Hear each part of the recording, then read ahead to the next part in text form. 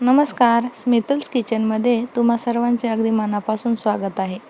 आज आपण बनवणार आहोत बाजरीची भाकरी, त्याचबरोबर मस्त अशी कांद्याची भाजी. चला तर मग सुरुवात करूया आजच्या रेसिपीला. या ठिकाणी कोवळी कांद्याची पात स्वच्छ धुवून ती कापून घ्यायची आहे. छान बारीक आकारामध्ये ही कांद्याची पात मी कापून घेतलेली आहे, तुम्हाला दिसतच असेल. आता ही कांद्याची पात कट केलेली आहे ती स्वच्छ पाण्याने धुवून घेऊयात.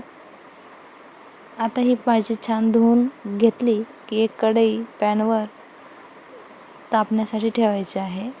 त्यानंतर त्यामध्ये थोडेसे तेल टाकून तेल मीडियम हीटवर गरम झाले की ही कांद्याची भाजी आपण या कढईमध्ये टाकून घेऊयात. आता 2 मिनिटासाठी तेलामध्ये छान ही भाजी परतून घ्यायची आहे. त्यानंतर लगेचच मुगाची डाळ यामध्ये टाकून घ्यायची आहे आणि पुन्हा एकदा भाजी छान एकजीव होईपर्यंत परतून घ्यायची आहे. म्हणजे मुगाची डाळ यामध्ये एकसारखी आणि एकसंध अशी शिजल्या जाईल. आता भाजी ही मीडियम गॅसवर करून 2 ते 3 मिनिटासाठी छान शिजून घ्यायची आहे. आता 2-3 शेंगदाणे आणि हिरव्या मिरच्या टाकून याची बारीक असे पल्स मोडवर फिरवून घ्यायचे आहे आणि असा कूट बारीक बनवून घ्यायचा आहे.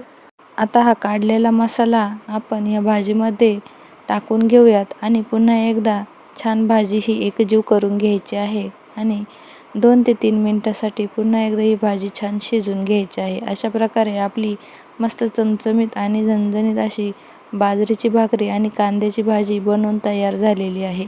चला तर मग तुम्हालाही अशी कांद्याची भाजी आणि भाकरी बनवून खायची असेल तर या ठिकाणी मी स्मितल्स किचनवर मोठा व्हिडिओ अपलोड केलेला आहे, नक्की बघा.